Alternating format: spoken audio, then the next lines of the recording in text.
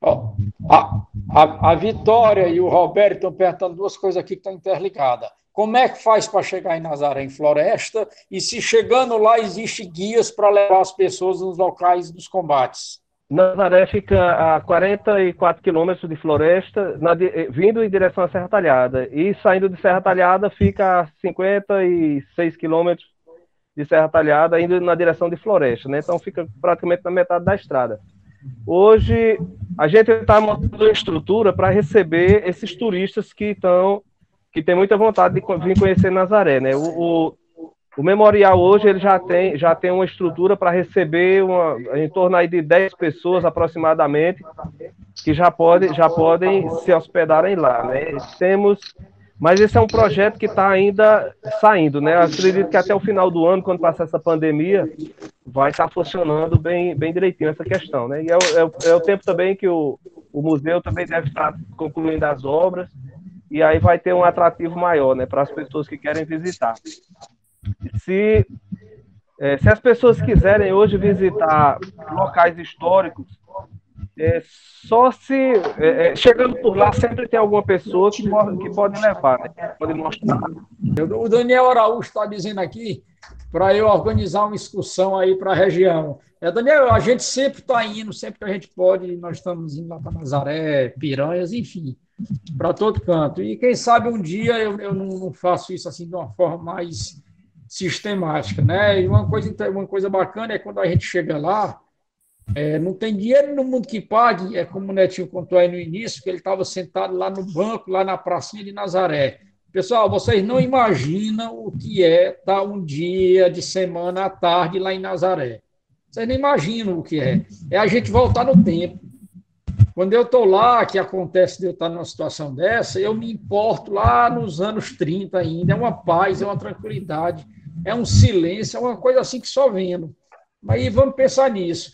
Cristiano, e Oi. o que está sendo feito lá com o quartel das Forças Volantes? Eu ando aí na região, o batalhão, desde né? 1990. O batalhão Aquele foi quartel, tombado. cada dia que passa, enfim, qual é o futuro daquele prédio? O batalhão foi tombado, né? E aí a gente está aguardando que saia alguma verba para a reforma. Mas no momento a gente não, por enquanto, continua da mesma forma, só que tombado. Já é um passo a mais, né? Mas estamos no aguardo. O Giovanni está dizendo duas coisas aqui. Para eu ir lá comer um bode, eu vou de novo, pode ter certeza. E ele está dizendo para eu fazer uma live com a Mariludes. O Netinho me fez a primeira ponte com ela. A conversa que eu tive com ela foi simplesmente fantástica. Pelo primeiro contato que eu tive com a dona Mariludes, parecia que nós já nos conhecíamos há décadas. E eu ainda não estive lá com ela por conta da pandemia. Na hora que isso passar, com certeza eu quero estar com ela pessoalmente. E com certeza, qualquer hora dessa, a gente vai estar com ela, caso ela assim aceite, né? A gente gravar com ela, porque também tem que ficar registrado. Todas essas nossas conversas são muito importantes, né? Que isso fique registrado, porque hoje em dia, pessoal, as pessoas que estão ouvindo a gente estão ouvindo vocês, que foram pessoas que conheceram os remanescentes, estão contando a história que vocês ouviram. Na próxima geração, isso já não vai acontecer. Vai ser tudo história já de terceira, de quarta, de quinta geração, né? Então, por isso que esses registros são tão importantes. O colega aqui perguntou também, eu perdi aqui o nome aqui dele, que se na época que existiam as pelejas, se o povo de Floresta estava sempre junto com os nazarenos ou não, saíam em forças separadas. Veja, não, os nazarenos eles eram mais... tinha o grupo deles, né? E tinha muito florestano em volante, mas aí era cada um em volante separada, né? Tanto é que até os nazarenos, inclusive, eram separados, cada um liderava uma volante, né? Muita gente acha que, sim, eu ouvi gente falando que só existia uma volante, que era a volante do Manuel Neto. Não é? Não. Que o pessoal está perguntando aqui, por que Zé Saturnino entrou para as forças volantes? Porque estava sendo ameaçado por Lampião, acho, né? Uma espécie de proteção? Mas ele participou de combate. Participou na favela, pelo menos. Ele e Manuel Neto na favela. Vamos falar agora sobre a característica dos nazarenos, né? Cada um de vocês podia falar de 2, 3, de como eles eram, as características. Eu acho que aí é os meninos aí. Odilon era eu acredito que fosse o mais completo em todos os sentidos, que era o que a gente sempre ouvia falar, né? Quando eles estavam comentando alguma coisa, falavam que Odilon era homem para tudo que precisasse. Era fora do comum, uma pessoa fora do comum. Tio Davi... Pessoal, a internet está dando um trabalho danado hoje para a gente. Certo, eu estava falando que Odilon, segundo o que se comentava, era o mais completo em todos os sentidos, né? Porque disse que ele era algo fora do comum. Inclusive, assim, até as pessoas comemoravam quando ele voltava para Nazaré, né? Que ele ficava fora. Quando ele voltava, as pessoas, eita, Odilon chegou, ficava naquela alegria, porque ele transmitia essa segurança para o pessoal, porque era muito destemido, né? Tem muitas situações de Odilon que você fica sem acreditar como é que o cara tinha a coragem que ele tinha, né? Eu estava ouvindo uma situação dele que ele vinha, Lampião, ia subindo ali na direção da Ipueira, que fica próximo de Nazaré, e topou Odilon de frente na estrada, Lampião com banda e Odilon sozinho de lá para cá. E eu fiquei imaginando assim, se fosse eu, tinha entrado no meio do mato, tinha dado uma carreira que não tinha para que pegasse. Ele não, ele foi... Euzinho caiu, continua aí, Cristiano. Eu acho que eu ia falar de Davi, né? Aliás, de Davi não, quem ia falar de Davi era ele. O pessoal fala de... Ah, meu Deus, como é do mais velho? A turma dele todinha, e o cara tem coragem de enfrentar sozinho assim. Aí eu acho... Travou de novo? Eu ia falar de Euclides, né? Eu disse que Euclides era um grande estrategista. Euclides também. A característica de Euclides já era a questão de estratégia, já era o que isso. Muito valente, mas ele pensava planejava antes de agir. Era diferente. Manuel Flor já era mais tranquilo, né? Já tinha o pavio, não era tanto como de hoje, que o Davi era mais de abrir o bocão mesmo e dizer as coisas, não tinha medo de dizer não. Cada um tinha sua característica, né? Como era para definir a característica, todos eles tinham. Ercílio era algo impressionante. Ercílio era o seguinte, o que se falava dele é que a natureza dele era assim. No dia que ele acordava com a natureza ruim, ele colocava uma cadeira do lado de fora do noitão da casa, ele sentava, passava o dia todo, não falava com ninguém, não se levantava, não fazia nada, não comia, não fazia nada. Aí no dia que ele amanhecia assim, ele dizia, pode deixar ele lá.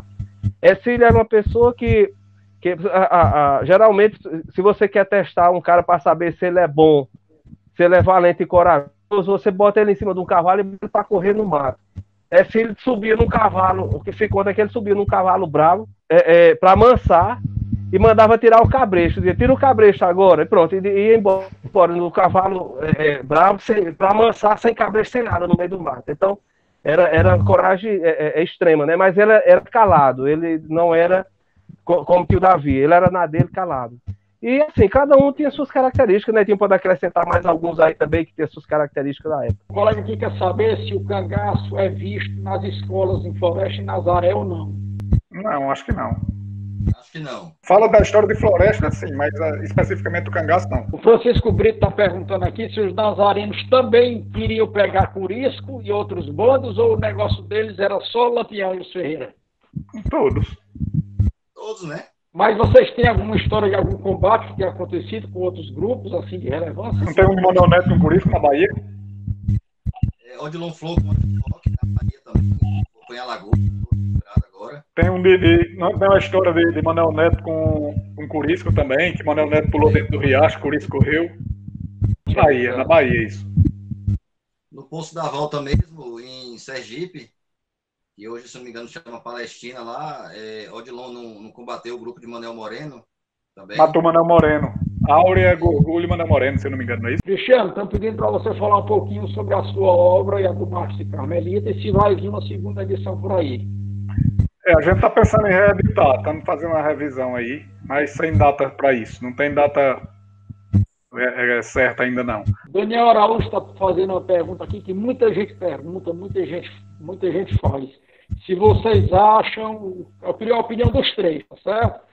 se Padre Cícero acobertado era coiteiro de Lampião. Qual a opinião de vocês sobre isso? Eu acho que uma coisa que deu muito fôlego ao Lampião foi aquela questão de nomear ele capitão, né? E para combater a coluna Prestes. Na verdade, Lampião acabou não combatendo e usou as armas para benefício próprio, né? Na verdade, aquilo ali foi muito prejudicial, no geral, porque o poder bélico dele aumentou muito ali. Agora, há quem diga que o Padre Cícero não estava por trás daquilo, porque aquilo era Flor Bartolomeu. Eu não sei, mas Flor Bartolomeu não estava mais quando o Lampião chegou no Juazeiro, e de qualquer forma ele foi armado e combater a coluna mesmo ele não combateu não, né? Mas se revoltou, continuou a luta contra os inimigos, né? Até tem uma história que diz que quando ele voltou para Pernambuco, disseram a ele que o pessoal de Pernambuco não ia receber ele bem, né? Que ia continuar perseguindo. Disse que ele disse, se é assim, a cantiga vai continuar a mesma. Não, cobertava sim.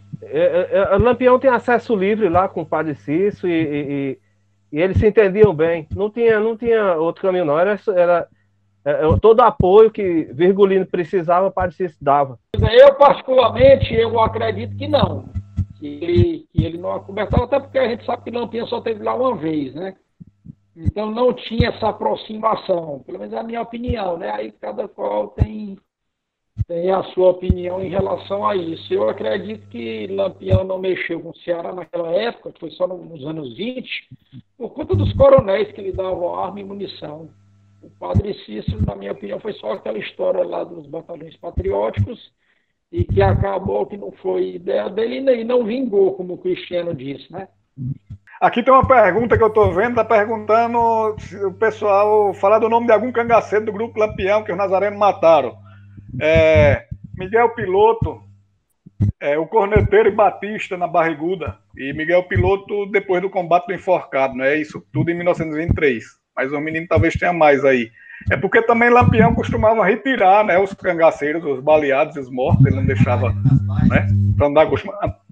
Isso mesmo, no combate das baixas, né? Isso aí, pelo menos, agora porque, como eu tô falando, a gente não tem como saber muitos, porque Lampião retirava, o pessoal enterrava na Caatinga.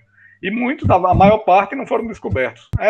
Manuel Moreno, Áurea, Gorgulho, só por Odilon aí, né? Mas, com certeza, diversos. O nosso amigo João Souto está aqui na live. Queria mandar aqui um abraço para ele e saber se vocês têm alguma notícia de algum combate de Florestano ou Nazareno com um grupo que o pai dele fez parte, que é o Moreno. Moreno? Né? Sim, vocês têm alguma Moreno, em abril de 38, Moreno foi para a Floresta. E aí teve um combate entre Floresta e Tacaratu, com a volante Euclides, onde saiu baleado um florestano, que era seu Dé. Saiu baleado no braço, e aí ele continuou, quando chegou na fazenda, na região da Vajota, ele sequestrou 3 pessoas, matou 2 de cacete nessa ocasião, e levou Luiz Ferraz preso, e Luiz Ferraz acabou escapando. Pouco depois disso, ele atacou o cantidiano Valgueiro, Lampião mandou uma carta para cantidiano pedindo dinheiro, mandou nessa época Lampião foi em abril, Lampião ele espalhou o bando, Moreno veio para a Floresta e teve esse combate lá na fazenda na Barra da Forquilha. Isso, na estrada para Nazaré, entre Floresta e Nazaré. E teve esse combate aí Mas foi uma coisa rápida também. O pessoal estava em casa, Cantidiano estava em casa com os homens, 2 ou 3 homens armados reagiram. E o grupo também era pequeno, o grupo de Moreno, porque depois desse combate que teve na região do Tacaratu, o grupo se dividiu. E aí eram cerca de 5 homens e 2 mulheres esse grupo. Né? E aí, o que eu sei é isso, esse combate aí. O Carlos Lira está pedindo para eu falar aqui sobre... Vocês falarem, né? Quem foi que matou o Sabino? O Sabino das Abóboras, né? Se foi o Nazareno, Ercílio Nogueira, enfim. Ercílio Nogueira, né? Exato. Foi ele? É o que você conta. Então, o Edson Reis está perguntando aqui para mim, para eu falar da relação entre João Bezerra e Lampião. Amigo, essa pergunta aí ela é muito recorrente. O que eu posso dizer sobre isso é que não existe nada provado ainda, se tinha ou se não tinha. Então, às vezes, as pessoas me perguntam isso, e alguns estranham, achando que eu não quero responder, coisa desse tipo. Simplesmente eu não fechei a minha pesquisa ainda, porque esse é um tema muito sério, né? E para a gente falar sobre isso, a gente tem que estar bem embasado sobre isso. Muita gente diz que tinha e muita gente diz que não tinha. Eu prefiro falar sobre isso somente depois que eu terminar tudo que eu preciso pesquisar ainda em relação a isso. Eu não falo isso não é por querer esconder nada, nem coisa nenhuma, não. É porque simplesmente eu tenho que fechar a pesquisa. Né? Como tudo que eu sempre coloco, eu gosto de falar as coisas quando eu tenho pelo menos uma lógica bem plausível do que eu tenho que dizer. Eu gravei um depoimento muito importante do Durval falando aquela história do saco de bala que ele levou para Lampião a mando de João Bezerra, segundo Durval. E tem outras coisas mais. Só que para eu dizer com certeza absoluta, a gente tem como o João Bezerra fez, tem que fechar o cerco. Né? E isso ainda não aconteceu. Então vamos aguardar um pouquinho, que pode ter certeza que na hora que eu tiver chegado a uma conclusão, eu vou falar. Até porque eu tenho uma coisa comigo. Eu digo as coisas do jeito que tem que ser ditas. Eu conheci alguns remanescentes de Cangado, do bando, conheci coiteiros e conheci volantes. E eu faço como outro, eu nunca passei a mão na cabeça de ninguém. Isso aí é fato. Da mesma forma que eu elogio aqui mais uma vez o meu amigo João Souto, que sabe perfeitamente as barbaridades que o pai fez. Ele diz isso abertamente, porque o próprio Moreno disse, todo mundo sabe. Só que ele sabe também que o Moreno foi o homem que ele criou. Foi o pai dele e ele tem respeito pelo pai, uma coisa independe da outra. E uma coisa que a gente tem que levar em consideração, não só de quem pertencia ao bando, como dos volantes, é que uma coisa era quem a pessoa foi naquela época, que era uma guerra. E nas guerras, as coisas se extrapolam para todo lado. E depois é a pessoa, depois da guerra. Candeeiro, ele foi candeeiro até 1938. Depois de 1938, ele foi o seu neto. E assim com todo mundo, né? A gente tem que saber falar sobre isso também. Ivanildo Silveira deu mais uma lista aí de 3 cangaceiros mais mortos por Odilon. Mariquinha, Sofreu e Pé de Peba. Sabe qual foi o combate, não? Acho que foi na Bahia ou Sergipe. Agora exatamente onde eu não lembro. Mas eu já vi João Souza Lima. João Souza Lima tem um trabalho sobre isso. Ele fez uma visita ao local. Eu lembro de uma coisa, acho que tem na página de João Souza Lima, na internet. Eu tenho aquela página dele, não é o site dele. Eu já vi uma reportagem dele sobre isso. Lael, pessoal, vocês sabem dizer como era o relacionamento de Zé Rufino com o pessoal de Nazaré de Floresta? Existe algum tipo de amizade? O que vocês podem dizer sobre isso? Zé Rufino, ele começou na volante de Manuel Neto. Depois ele criou a dele. Mas ele combateu com o Manuel Neto, na mesma volante. Acredito que se dessem bem. Durante o tempo existia uma amizade entre eles. Como é que eles se viam? Por exemplo, o que Manuel Neto ou o Odilon Flor, algum outro falava sobre Zé Rufino e vice-versa? Vocês têm alguma notícia disso? Não sei. Não sei. Em relação... Manuel Neto era porque era complicado na época da gente, a gente ouvia as histórias de Manuel Neto. Na verdade, Manuel Neto, sempre quando aparecia em Nazaré, a gente tinha aquela mania, como eu citei antes, de ouvir os velhos contando história. Eu me lembro que uma vez, quando Manuel Neto chegou, Manuel Neto chegou, vamos escutar as histórias do Manuel Neto. Mas Manuel Neto não gostava de menino. Ele já andava na rua com um pauzinho para bater na gente. E aí, quando a gente chegava perto, eu me lembro que eles... Aí, assim, Manuel Neto, ele não contava, ele não falava muito, como o Netinho já falou. Netinho falou anteriormente, Manuel Neto não falava muito, né? Odilon me corrigiu aqui, que a primeira volante de Zé Rufino foi de Odilon, não de Manuel Neto. Viu? Cristiano, fale um pouquinho aí, o Castanho está pedindo sobre os nazarenos e a Coluna Prestes. A Coluna Prestes chegou próximo a Nazaré, me parece que ainda teve um tiroteio lá, não é? Mas eu não tenho muita informação sobre isso, não. Mas me parece que ainda houve. Talvez Netinho saiba me dizer melhor. Foi. A Coluna Prestes, houve lá próximo da casa do meu avô, de Zé Flor. Zé Flor era o amigo de Lampião que eu citei no início, né? Que inclusive o primeiro filho de Zé Flor, Arthur Flor, Lampião era o padrinho, né? Porque eles tinham muita amizade. Eu geralmente diz que o primeiro filho dá o amigo mais próximo, né? Então, lá próximo da casa do meu avô ainda tem a Braúna dos Revoltosos, que ficava exatamente na estrada velha de São Francisco, que é de Nazaré para São Francisco. Quando apareceu, dois meninos andando lá pelo mato, viu o movimento lá de alguns revoltosos, né? Não sabia quem era, mas quando viu, desconfiou e correu e avisou lá em Nazaré que tem essas pessoas estranhas. Nazaré já estava esperando o pessoal chegar a qualquer momento. Já estava na expectativa, né? Então já correram para lá, e aí Eloy e Jurubeba deu de prisão para eles, mas quando deu ordem de prisão, eles já revidaram atirando, né? Então, quando começaram a atirar, aí começaram o tiroteio. E nesse tiroteio morreram várias pessoas da coluna Prestes, né? Dos revoltosos. E, inclusive, eles foram enterrados ali próximo de Nazaré, a cerca de 6 quilômetros, eles enterraram várias pessoas que morreram. O pessoal de Nazaré ainda pegaram alguns cavalos que ficaram soltos depois do tiroteio.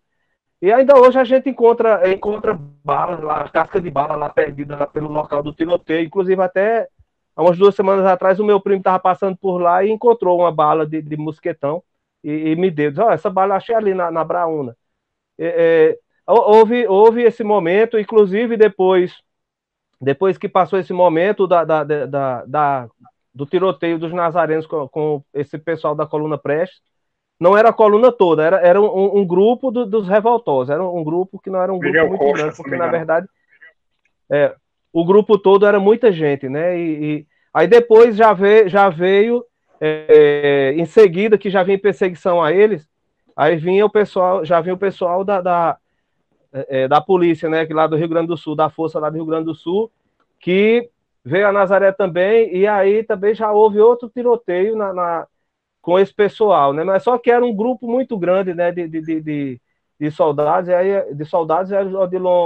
Odilon não, João Flor, quando viu que não ia ter jeito de brigar com eles, aí pegou, levantou uma bandeirinha branca e foi conversar com ele, né? Para o problema, e aí se apresentaram, eles também levantaram lá, vieram, conversaram, e aí passaram o dia em Nazaré, mataram três bois lá para poder eles comerem, e ficaram lá, e também nesse mesmo dia já também chegou a turma do Padre Cício também, que já vinha em perseguição dos revoltosos, né? Que ele tinha um grupo lá que chamava o Jagunço do Padre Cício, e chegaram e ficaram todo mundo lá em Nazaré, e teve esse momento, assim, fizeram esse acordo lá de paz, para não brigar com eles, porque João Flor disse que era um pessoal que respeitava, o pessoal de Nazaré respeitava muitas pessoas, só não queria que chegasse gente ligada a Lampião, né? Inclusive, o comandante disse que tinha muita vontade de encontrar Lampião. Ok. O Jean está perguntando aqui, Jean, o que você está perguntando se os nazarenos reconheceram que era o Lampião? Sim, isso foi respondido já lá no início. O nosso amigo Arquimedes está perguntando aqui sobre o suposto Ezequiel. O que vocês têm que dizer aí sobre o suposto Ezequiel que apareceu nos anos 80? Então, o que eu ouvi, essas coisas que eu ouvi, eu vi o pessoal de Nazaré saindo um dia à tardinha para início da noite, eles saindo todos lá de Nazaré para vir aqui Serra Talhada, na casa de Arthur Ferreira, de Genésio Ferreira, para poder ver um irmão de Lampião, na época eles eram um irmão de Lampião que tinha aparecido aí, que disseram que ele tinha morrido na Bahia e agora ele apareceu. Aí veio um grupo, eu me lembro de Bebem, lembro de Totonho, lembro de algumas pessoas que vieram para ver esse irmão de Lampião. E depois eu lembro bem quando chegaram, que eu lembro bem dizendo, olha, a conversa que a gente teve lá foi uma conversa muito boa, e ele realmente é Ezequiel, porque as coisas que ele falou, se fosse uma pessoa que não tivesse vivido aqui, não teria como dizer as coisas que ele disse, né? Então ele falou de pessoas, coisas, se ainda existia, de pessoas se ainda eram vivas. Então, para os nazarenos, para a turma que foram para lá, era Ezequiel. A outra situação foi do meu avô, Luiz Nogueira. O meu avô tinha um apelido que foi colocado por por Olímpio, que era irmão de tio Davi, que foi o que morreu lá no tiroteio das Baixas. E ele colocou um apelido nele que era Luiz Canguru, chamava Luiz Canguru. Meu avô virava o cão quando chamava esse nome com ele, porque ele ficava logo vermelho e começava a brigar com quem estivesse na frente, né? E aí na situação, lá na casa dele, do pessoal dos Ferreira, dos primos de Ezequiel, que ele estava, né? Aí o meu avô chegou e foi conhecer também, né, para saber se realmente se tinha alguma ligação, se tinha a ver. E aí, quando chegou lá, aí ele parou, aí perguntou, mesmo Cancão baleado? Aí ele olhou assim, aí parou um tempo também e disse, sou eu mesmo, Luiz Canguru. Aí, quando falou Luiz Canguru, aí meu avô começou logo a ficar vermelho, porque eu não gostava do apelido, mas aí Genésio Ferreira estava na hora, aí já viu que o clima não ficou muito bom, aí disse, não, vamos conversar aqui, porque a gente é tudo amigo, foi criado todo junto, e aí pronto, aí começaram a conversar, e na conversa para o meu avô, ele era Ezequiel, não teve nenhuma dúvida. Outra situação que aconteceu aqui em Serra Talhada é que ele foi na casa do juiz, porque na verdade ele veio aqui para Serra Talhada para tirar a segunda via do registro para poder se aposentar. E aí, quando ele veio, ele já estava. Porque até a gente questionou, mas por que ele veio já velho? Quando ele veio, ele já estava em torno de 74 anos, porque ele era da mesma idade do meu avô, todos os dois eram de 2008. Então, quer dizer que quando eles viviam em Nazaré, eles praticamente cresceram juntos. Como eles chegaram em 17 lá em Nazaré, na época o meu avô estava com o quê? 2, 9 anos. Então eles eram crianças, viviam brincando junto, né? Tinham conhecimento, as brincadeiras, os apelidos, as coisas da época. E aí ele chegando na casa do juiz, aí o pessoal disse, olha, tem uma pessoa de Nazaré que mora aqui de frente, que era Maria Gomes, que era filha de Gomes Jurubeba. E aí ele disse, mas será que ela me receberia? Aí perguntaram a ela, a Maria Gomes disse, não, pode dizer ele que venha, porque não existe mais questão, não existe mais confusão, intriga entre nós, não. E ele foi para lá, para a casa de Maria Gomes, conversou muito com ela, lembrou de histórias antigas, de coisas da época, e foi outra situação que aconteceu. Eu também tive a oportunidade, por coincidência, a gente estava fazendo uma apresentação lá em Candeias, ali na região metropolitana de Salvador, e eu tive a oportunidade de conhecer uma pessoa que estava na época também lá, e foi me apresentado, a pessoa que apresentou disse, olha, Manuel, essa daqui é da família de vocês, lá do povo de vocês, da região, porque o pai dela era da família de Lampião. E aí eu conversei com ela há pouco tempo, porque a gente estava num momento meio corrido, e ela disse, olha, o meu avô, ele não gostava de falar nada sobre esse assunto. A única coisa que ele dizia pra gente era só que era da família de Lampião, mas ele não dizia qual era o parentesco, qual era a ligação, porque eles não gostavam de falar nesse assunto, porque teve muito problema, teve muita situação constrangedora, e ele não queria lembrar mais desse assunto e não precisava revelar nada. Né? Então, essas situações, assim, a gente juntou para ver, na verdade, se era verdade. Né? Na época mesmo que ele veio tirar o registro aqui, ele foi com algumas pessoas, alguns primos dele, ele pediu para ir lá na casa do Poço do Negro, que ele queria ver como lá. E lá ele perguntou pelo pessoal tudinho que morava lá, quem era vivo, quem estava, quem não estava, e teve esse contato. Perguntaram se ele queria entrar em Nazaré, ele não quis entrar em Nazaré. Ele disse, não quero entrar em Nazaré, não, quero passar direto, vou lá para baixo, lá para o Poço do Negro. Então ele passou pela estrada mesmo, foi por fora. A situação do registro que foi tirar muito tarde, ele estava já numa situação de saúde precária, ele já estava com dificuldades, né? E uma das opções era se aposentar, porque ele não tinha aposentadoria também, porque não tinha documento que provasse a existência dele, né? Então ele veio, realmente ele tirou a segunda via do registro dele, no cartório, lá de São João do Barro Vermelho. E assim, a gente questiona o seguinte, se não fosse ele, para que era que ele vinha tirar esse registro? Para se aposentar? Ele veio, conversou com todos os primos, todo primo realmente reconheceu que o que ele falou era ele mesmo, e aí algumas pessoas questionam a situação porque alguns pesquisadores procuraram a ele algumas coisas, disse que ele não sabia de nada, não queria, não conhecia ninguém, não sabia nada da história, e aí a gente questionou o seguinte, a pessoa passou a vida toda no anonimato, nunca disse a ninguém, nem a própria família dele sabia quem era ele, porque a única coisa que a família tinha conhecimento era que ele era da família de Lampião, mas não sabia qual era o grau de presença, sabia nada, porque ele nunca quis falar. Essa é uma pessoa dessa, de repente, abre a boca e mostra que realmente ele é aquele sossego que toda a vida ele teve, né? Da vida toda ali sossegado no canto dele, e aprender, porque todo o Brasil todo ia chegar na porta dele para poder saber, para conversar, entrevistar, fazer coisas, né? Então, e ele já na época já não estava com a saúde boa, porque quando ele veio tirar esse registro, ele já estava com 74 anos, né? De idade, que ele era de 2008, de 1908. Então, assim, todas essas situações, eu acredito, pelo que eu ouvi das pessoas da época, inclusive do meu avô, é que realmente era ele mesmo. Eles não tinham nenhuma dúvida que não era ele. Realmente era. E se às vezes as pessoas questionam, não, mas porque ele morreu lá na Bahia. Mas Lampião era muito estrategista. Ele não queria, desde o início, ele não queria que Ezequiel fosse para o grupo, porque Ezequiel queria muito ficar com os irmãos. Mas ele não queria que Ezequiel fosse porque ele sabia que ia morrer. Ele disse, vai ter o mesmo destino dos outros, porque já tinha morrido Livino, já tinha morrido Antônio Ferreira, e ele ia morrer também, né? Então, eu creio que Lampião armou essa estratégia de mandar Ezequiel lá para o Piauí, lá para a cidade de Falência, e ele foi e cumpriu com a promessa. E pelos relatos que eu ouvi, eu não tenho nenhuma dúvida que não fosse ele, não.